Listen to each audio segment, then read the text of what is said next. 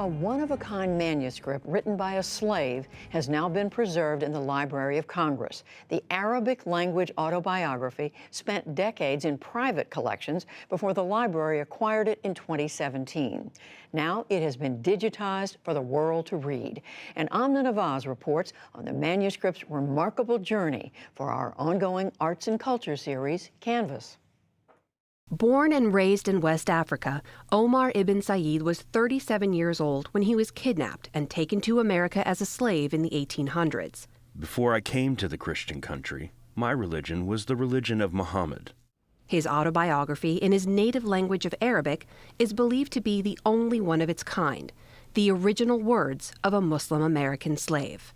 Then there came to our place a large army who killed many men and took me and brought me to the Great Sea. His literacy and culture completely goes against, abolishes, one might say, annihilates the narrative that slaves were not capable of culture. In fact, they were persons with distinct histories, abilities, culture, and background. Allah Al-Rais has studied and translated the words of Omar ibn Said. They sold me into the hands of the Christians, who bound me and sent me on board a great ship, and we sailed upon the Great Sea a month and a half, when we came to a place called Charleston. He was wealthy and he was highly educated, because in his autobiography he speaks about spending 25 years studying.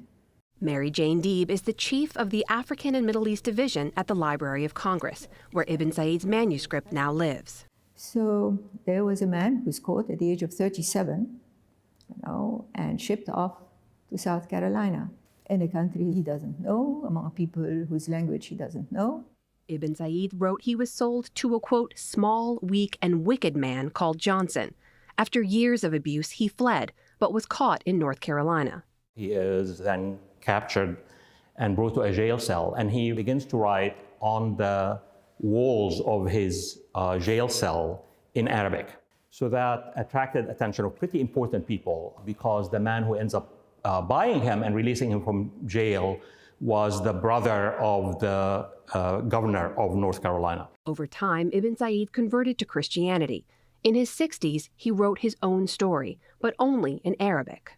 It's written in Arabic, and so his masters could not really read it at all. They could not really influence its writing. And so it was really his exact words, unfiltered by the machinery of the editorship of masters and abolitionists, as other slave narratives were. A machinery Al-Rais says erased countless narratives, including the fact that up to 20% of Africans enslaved in America were Muslim.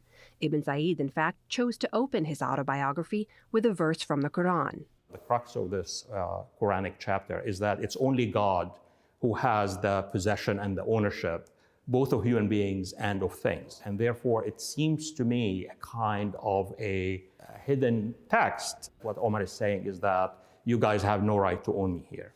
It's a narrative that challenges the original concept of who the slaves were when they came here. That they didn't really have a system of belief. They were uncultured. They didn't have a written system. This is what he brings to the table, and basically says that is who we really are. But before those pages written by Omar ibn Said could be shared with the rest of the world, conservators here at the Library of Congress worked for months behind the scenes to bring those pages back to life.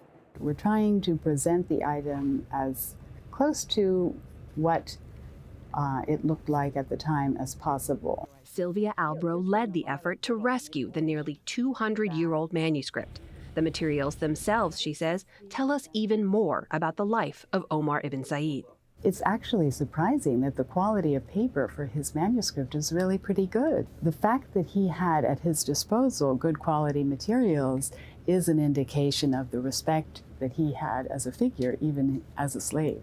That respect brought Ibn Said to the attention of prominent abolitionists, missionaries, and linguists at the time, who translated his story and used it in their fight against slavery. The entire manuscript is now available online for a new generation to read Ibn Said's words for themselves. For the PBS NewsHour, I'm Amna Nawaz in Washington, D.C. And what a gift it is to all of us.